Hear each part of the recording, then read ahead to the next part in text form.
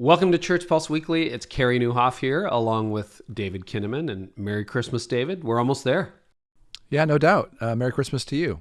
Yeah, I think this is our last episode before actual Christmas. And so here we are at our second hybrid Christmas. And in the strangeness that is the current season we live in, we're going to talk to a couple of worship pastors and really talk about that. I know a lot of teams I've been struggling with, like we talked about the volunteer crisis from time to time, but that's also true for music teams as well and for artists. So I'll be anxious to pick the brains of DK Kim and Abby Burley as we meet with them today. But you got some stats for us, some fresh data. My favorite, man. I love fresh data. So what are we looking at this year? That's awesome. Well, I feel like we should have a Hallmark channel for pastors, and this time it could be a very hybrid Christmas part two. Very hybrid Christmas. There you go. That's good, David. That's so 8 in 10 churches are planning on doing a hybrid Christmas this year, and obviously when this episode is airing, you'll be well on your way to making the plans. You're just probably a few days away, or you're listening to this right after the Christmas holidays. Half said they're doing an online live stream plus in person. 3 in 10 said they're doing in person plus on-demand services online. Only 2% of churches are planning on doing online-only service for Christmas, which is an interesting development. When we look back a year ago, very few churches at the same time a year ago in 2020 were completely clear about what they wanted to do. So we're recording this here in sort of the middle of November, and at that time a year ago, 29% of pastors sort of said they weren't sure what they were going to do when it understandably, came David, to Christmas. Exactly.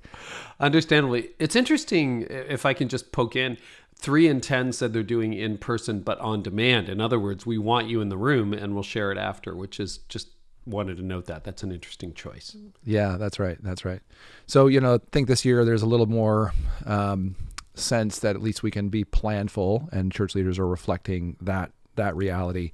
And then the last bit of data we'll share is just that the idea of the format, what we find in the research was that a majority of churches say they're doing, well, I should say 38% are saying they do a traditional style Christmas service, 34% will do a blended, and then the rest are mixed among contemporary at 12%, liturgical at 7%, or modern at 2%. So just a wide range of different approaches to the Christmas service programming.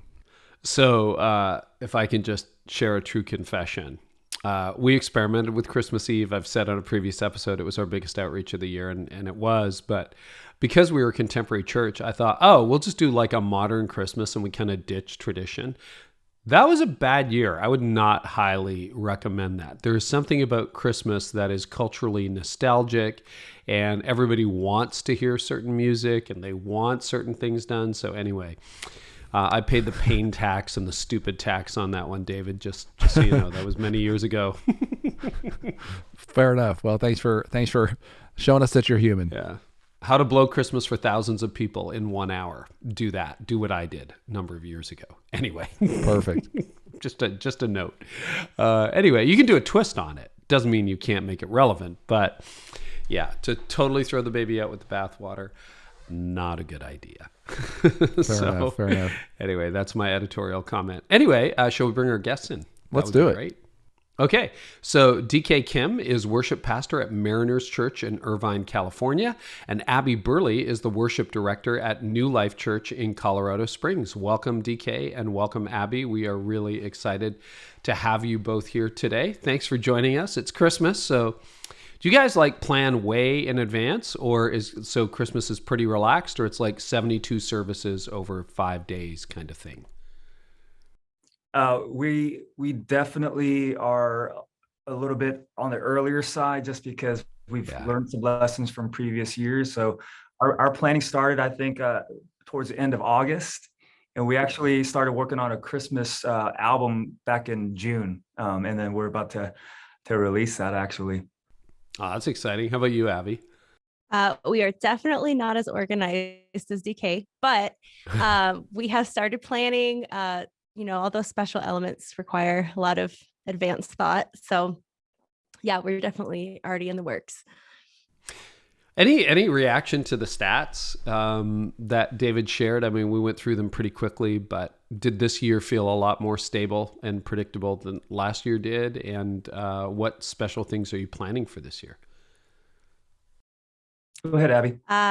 Okay, I do think it feels a little more stable, but everything feels so fluid still and constantly changing. So I think you have the backup plans and are just ready to pivot at any point if you have to. But, we do some special musical elements. We do kind of a traditional candlelight service where people just love to come with their families and sing Christmas carols. And so that's usually what we do. We do some sort of special element, whether it's spoken word readings or having strings as part of the service or, special things like that. So, but definitely thinking, well, if we're unable to meet in person, what does that look like this year? So having that on the back burner for sure. That's interesting. So what are some of your, what are some of your contingency plans? Well, if 2 years ago, when we were not able to meet in person, we pre-recorded the service. Or was that last year? I'm sorry. Like pandemic timeline is like, I know. So last year, yes, we pre-recorded the service and aired that on local television and then website, social media platforms, all that stuff. And then we pre-recorded like some special musical elements, pre-videoed those so that they could be aired separately if they wanted to be. So that was it. Tried to make it as personal as possible to bring an experience into every home, but it's different challenges no matter how you look at it, so. Yeah. And so you have some contingency plans for this year as well? Yeah. So if we're unable to meet in person, we would probably do the same, pre-record the service and, slice it up to fit whatever time frame we need and air it.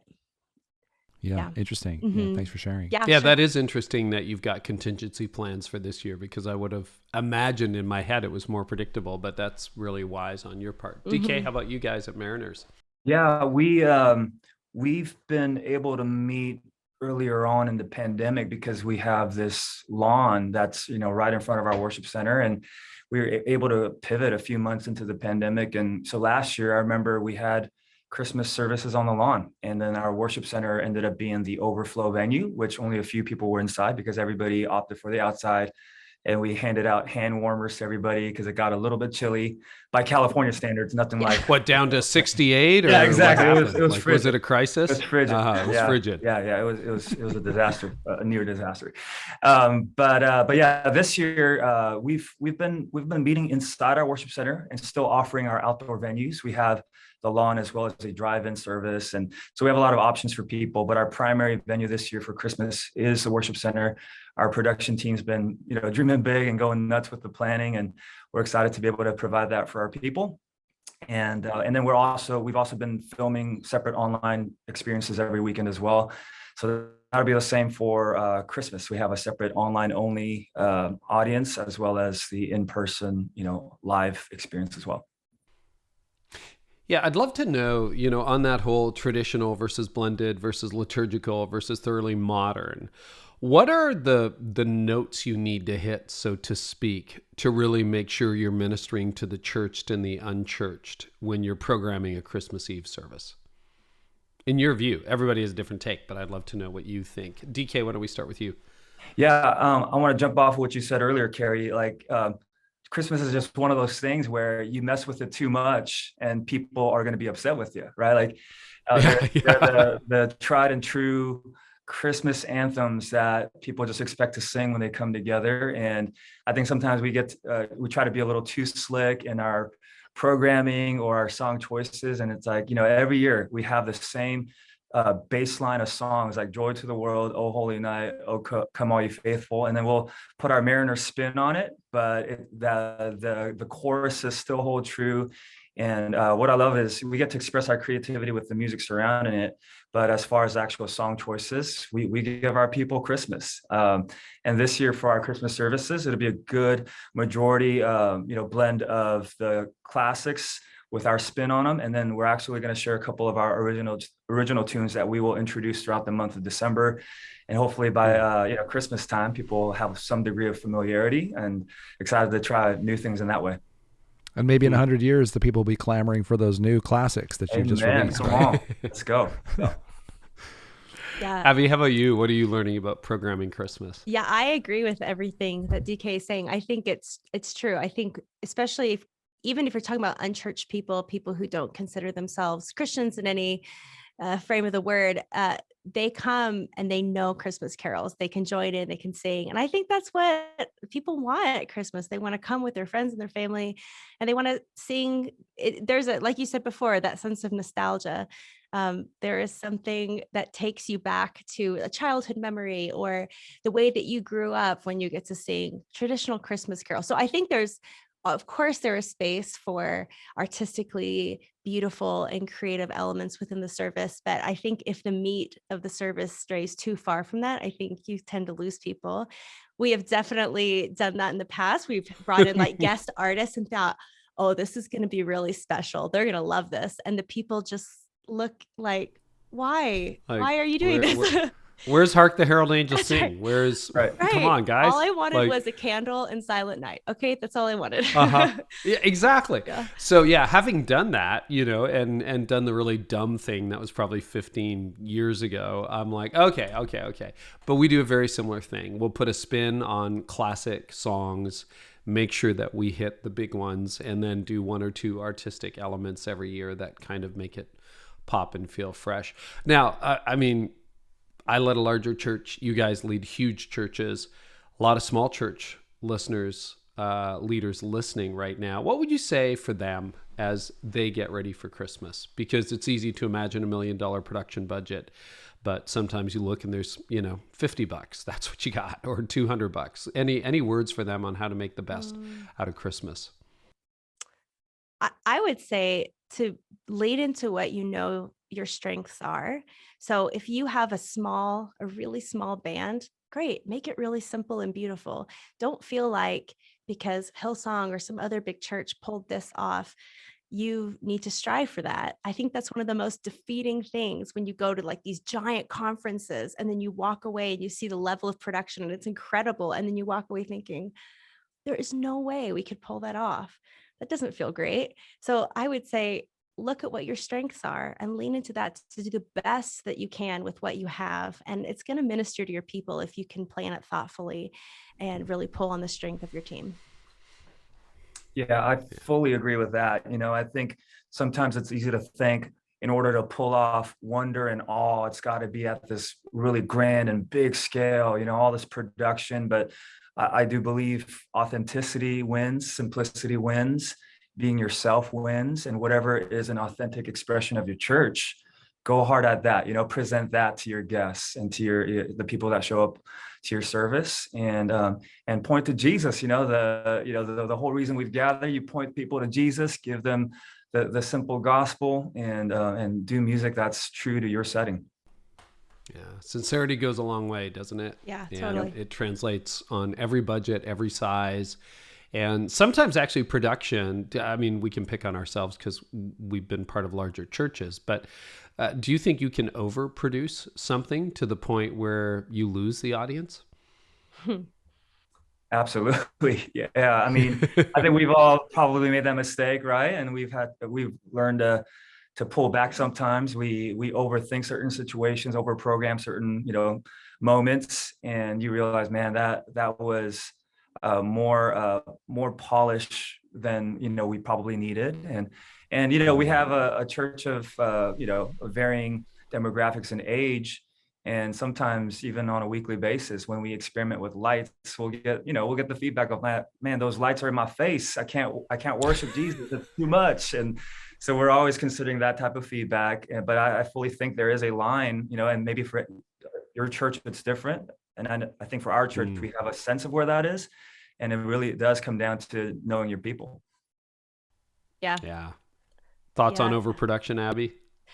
I agree. I think that's great. I know that as creatives, we probably tend to lean more into a space if we want things big and beautiful, creatively beautiful, visually beautiful. But we always have like a few pastors who are very cognizant of that stuff. And I appreciate their input, because they're thinking about the experience of that congregant who's coming, and they're thinking, is that going to distract them? Is that going to distract from the goal here?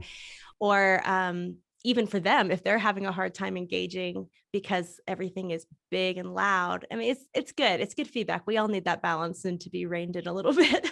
Well, and you have to have something, but like I always, as when I was lead pastor, it was like $100,000 extra of AVL, audiovisual lighting, does not equal 100,000 baptisms. You just have to remember that, right? Like you need a certain amount, you need to be seen and everything, but it's not a ratio. Yeah. One of the big questions over the last 2 years has been, particularly when it comes to music. So I'm really glad to have this conversation. What translates online versus in the room? And I think, going back to our church in August when we reopened, it was so emotional and so powerful to be in the room and singing with other humans, even though we were masked. But what are you learning about how to do music and worship online versus what works and translates in the room? DK, how about you? That's a great question. Yeah, I think something we've just been learning over this past year is, for the online service, especially if your church's posture is to address the online audience directly, and you have an online dedicated service, then it's so much about the making it really personal, the zooming in of the worship leader who's singing. There's the opportunity for greater nuance in the music with the mix, right? And you can really do a lot of things in post as well and enhance that experience. Whereas for the in-room experience, it's all about highlighting the voice of the people, right? We've always said, when you get the room to sing, you're winning, right? Like you want to involve the church, you want the church to be able to sing. So of course we go for nuance and dynamics and great arrangements, but at the end of the day, we want to hear the church sing, and that's true even for Christmas. So yeah, like you mentioned, Abby, earlier, candlelight and silent night. And that's something that we do every year for Christmas. And it's very simply arranged so that during silent night, people have their candles on and they're singing out. And that's one of the most beautiful parts of that Christmas service. Yeah, that's beautiful. I just to speak to that, I just, especially if you're a bigger church that tends to be a bit high production, it becomes kind of like a wholly unsettling when you suddenly like take it down so low. It becomes like, oh, it's like jolting. It's beautiful. With online engagement, I do think this pandemic has created kind of a beautiful opportunity to draw people in who maybe have been a little bit disengaged from the church, or maybe there's a past wound there, or they're just a little bit desensitized to all of that. But we have found that we took the opportunity to take a slot for a local television station during the pandemic, and the feedback that we got from people was so surprisingly beautiful. People who haven't set foot in a church building in 10 years have found themselves lonely and feeling like a little bit hopeless, and suddenly they turn on the television and this church that is local to them is airing a service and they're able to engage. We heard the services were airing in a prison that is about 30 miles outside of our city, and we have gotten so many letters from inmates about the power of God working in their lives, speaking to them in prison. My son broke his arm last summer, and we were in the hospital in the waiting room, and our service was airing in this children's hospital waiting room. And I'm looking around at these families whose kids are in the hospital, and it's probably a challenging time for them, and they're hearing the gospel. So I think that's really cool. And it does create a need to be more cognizant of engaging with cameras versus just your present audience or congregation. But I think there are simple ways to just speak to the audience at home versus just the people here that are really simple, and it pulls everybody in. And I think this season I'm really surprised at the level of engagement that the season has brought. Because when we talked about going to streamed services only, your immediate thought is, oh gosh, like nobody likes that. Nobody wants to engage with that, So anyway, yeah. I shared one of my fail moments. Were there anything you've done in the last 2 years experimenting with online? Because I think the message was easier to translate than the music and the production. I think most people would say, yeah, okay, trim it up a little bit, direct to camera. We can figure that out pretty quickly. I feel like on the music front, it's been harder to find a groove. Was there anything you tried that you're like, well, glad we tried it, but that was a disaster? Like anything like that? Or a formula that you said, okay, after trying this and then trying that, this probably works the best? I think for us, what we noticed was there just needs to be a bit more intentionality to exhort and call people in, because engagement, I think when it comes to singing to your television, that's not really something very exciting. But to call them in, to tell them, like, even if you're at home, sing these words, sing these truths, proclaim these truths that we know to be foundational to our faith. And I think there's opportunity for that. And the feedback that we've gotten has been very positive, but it's definitely not without challenges. DK, any experimentation that's gone particularly well or poorly for you over the last couple of years? Just like what Abby said, the continued learning and value for intentional leadership, even if it's to the online audience, right? Just because as we're filming these, worship services, and it's not in front of your church, sometimes it's easy to forget that there's a church on the other side of that camera, right? There are people in their homes or in hospitals, and they're craving an encounter with Jesus. And so it's sometimes easy to forget that, and you're just performing for a camera, but you're realizing, no, it's a holy invitation moment, and you're inviting people into this. So that's a continued learning for us. And then, not the biggest mistake, but we early on in the pandemic, we had started filming in our chapel, and we learned that the chapel is a special place for our people. And when we pivoted away from the chapel and we started filming in our worship center with these cool lights, people were like, why'd you guys go there? It doesn't feel quite as reverent, and we're like, okay, we're gonna. So we've experimented with venues, and we're realizing, like when it's an online only type of mode, people want to be taken in by the environment as well. It's not just about like slick production, but they want to be in a reverential place. They want to be in a space of worship, and the setting that you choose, even for the online filming, matters a ton. And that's been a learning for us. What do you think are some of the long-term lasting impacts of how people will think about worship and experiencing God coming out of these 2 years? That's really good. That's a really good question. One of the things that we had to fight early on is once we started having people come back to in-person services, there were people who came back really pumped up, ready to go. And then there are other people who you realize, man, they need to be led again. They need to be taught again how to worship, because there was a passivity, and they got so used to watching worship on a screen, and maybe unknowingly it became a passive act. And once we started getting them in person, we just had to teach worship again and be really intentional about the moments that we're creating within worship, and really reminding them of the whys, and just pointing to this great God who is worthy of our response. And sometimes that response is physical. Sometimes it's through singing, it's through the raising of our hands, and really rebuilding worship culture became one of our big challenges coming back. Yeah, I would agree with all that. I think that's the same challenges that we have faced. But it's the passiveness that I think we try to invite people out of. You can't be a passive family member. You have to be active and present and a part of it. So just trying to reiterate that your presence matters, your voice matters.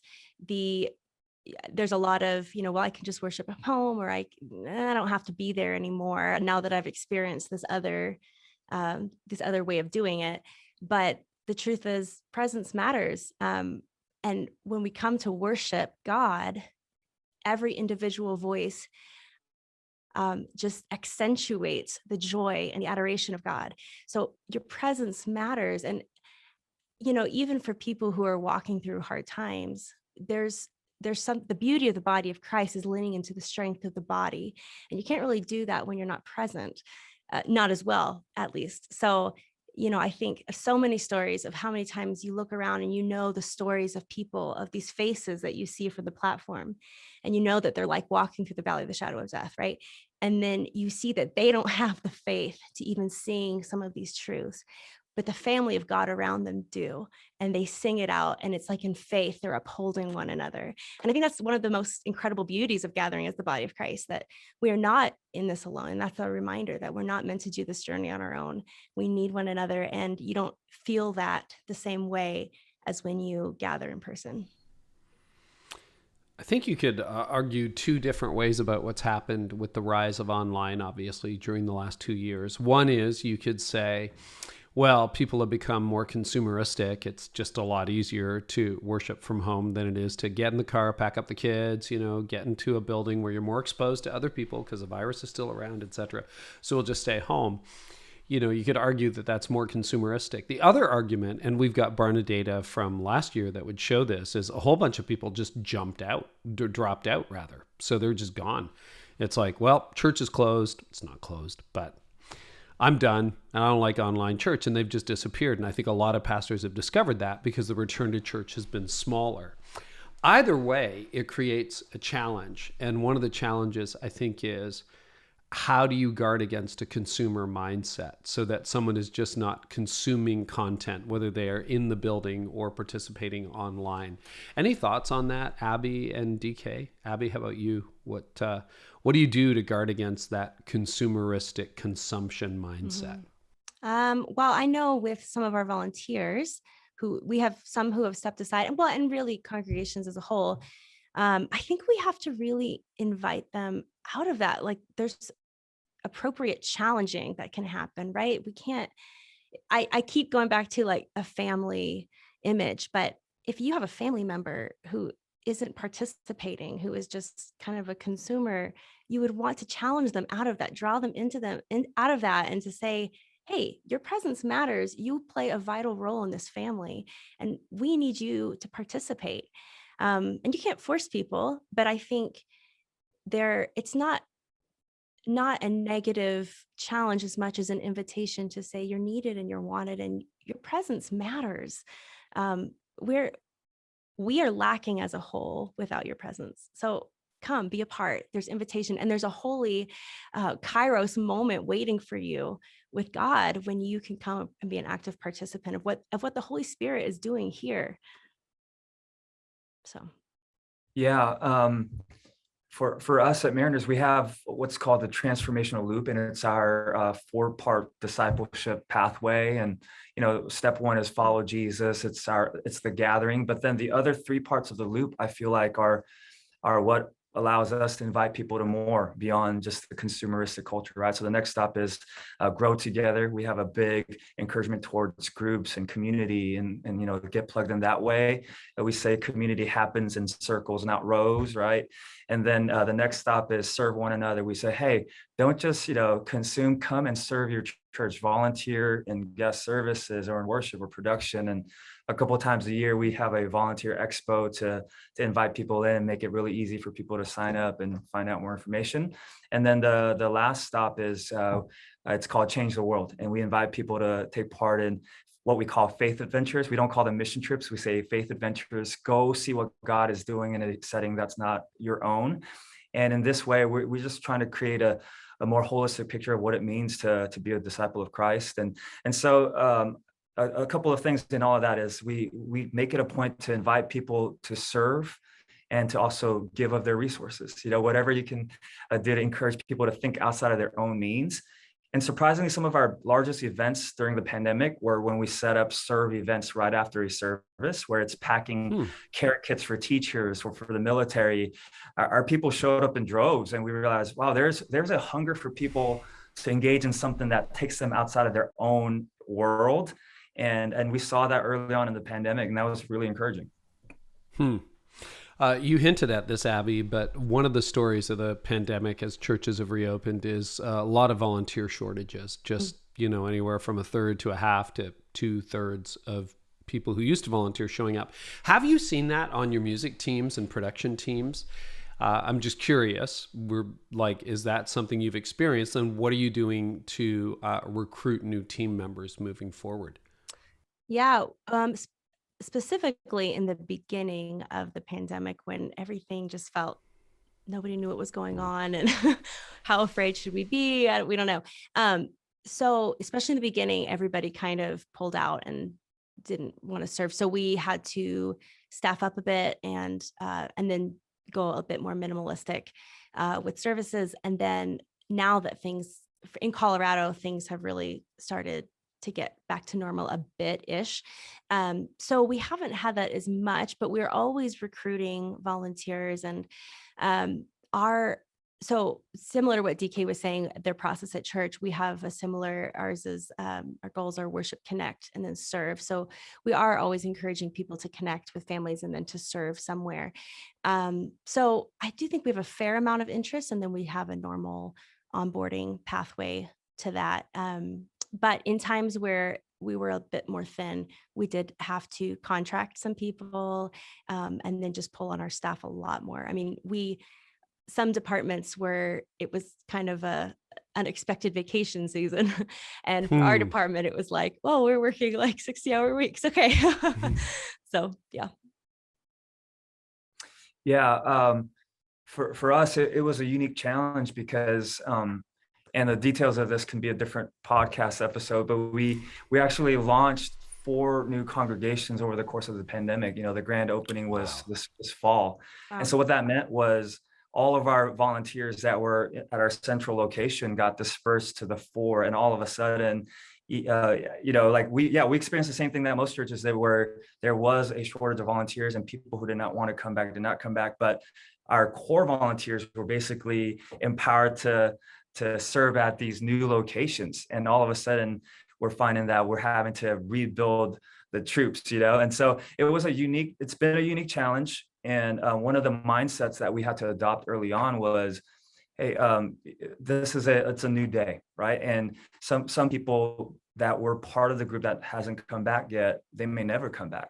So the mindset is now we got to reach out to the new people. We're talking to the new people who have joined over the last year, and we're encouraging them to take their next step in their journey with Jesus. And so our mindset had to shift a little bit. And but we're still in it, just like every other church. We're still working hard to invite people to serve. I got one last question for you. As you think about the future, and we're almost at the cusp of a brand new year as this episode airs, I'm curious as to what your thoughts are as to what will be happening in the room. Like if you could program your own services, and I know you got lead pastors to lead up to and your team-based decision-making, but do you see the online and in-room experiences being more different in the future, being similar? Like how would you program what happens online from the sort of transcendent special moment perhaps that you can only get in the room? Or is that a false dichotomy?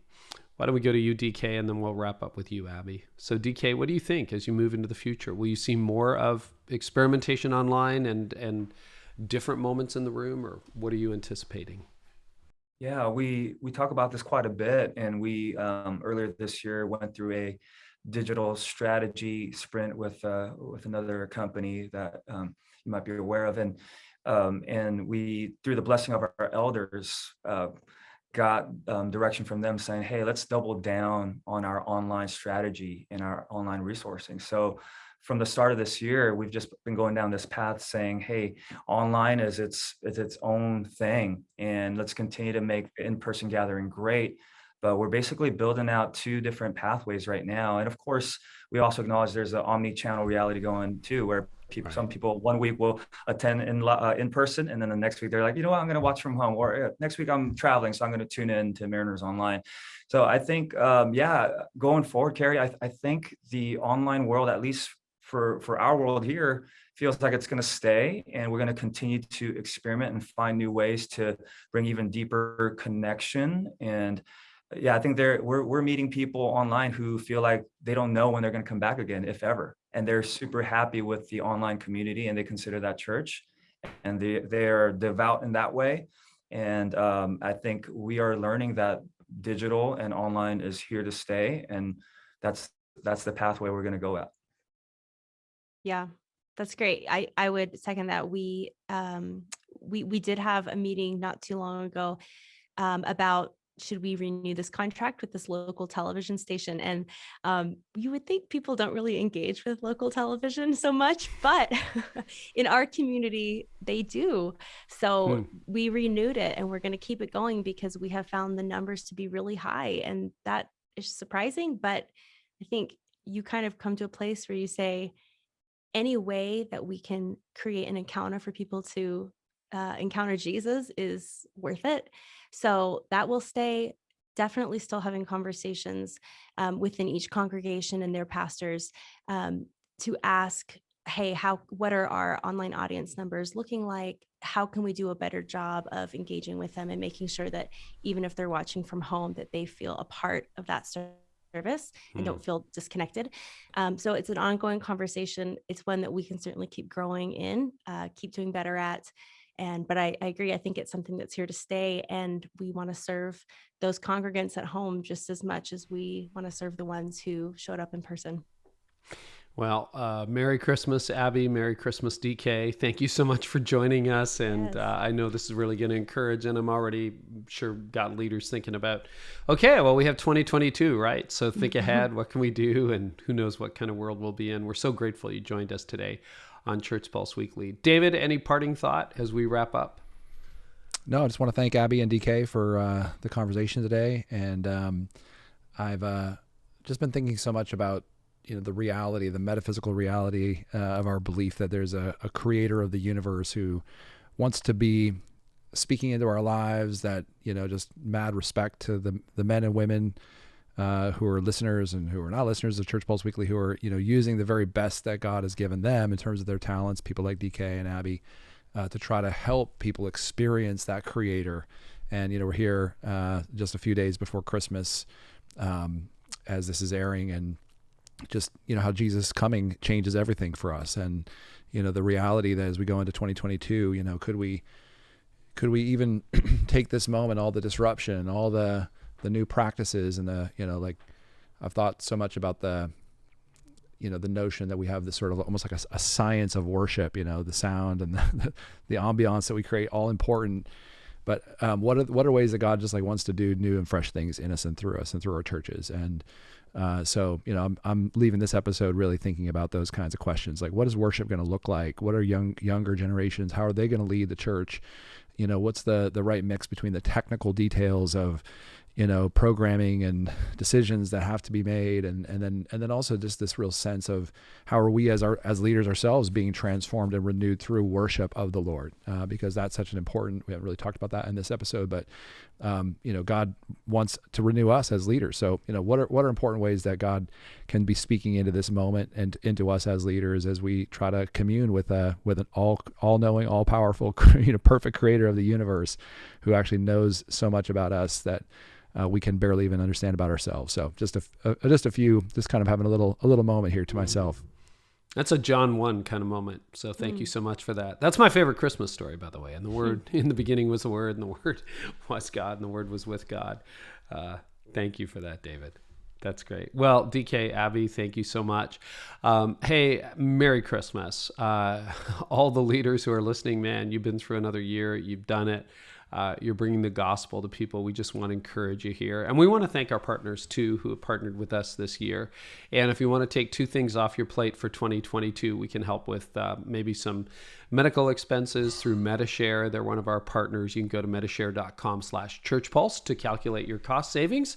It's always good to save money. See how much you could save on health insurance by switching to their services. And then Belay would like to help you solve sort of the bookkeeping challenge that a lot of churches have. So whether you're a large or small small church, you can check out Belay's free resource. It's a download called 5 Ways a Church Bookkeeper Can Transform Your Day. All you have to do is text the word PULSE to 55123. That's PULSE to 55123. Thanks to Belay and Metashare for partnering with us on Church Pulse Weekly. Thank you to you leaders. Merry Christmas. I hope you get some rest right after the 28 services or 2 services are finished. And, we'll be back for you again next week. Thank you so much for listening, and we'll catch you next time on Church Pulse Weekly.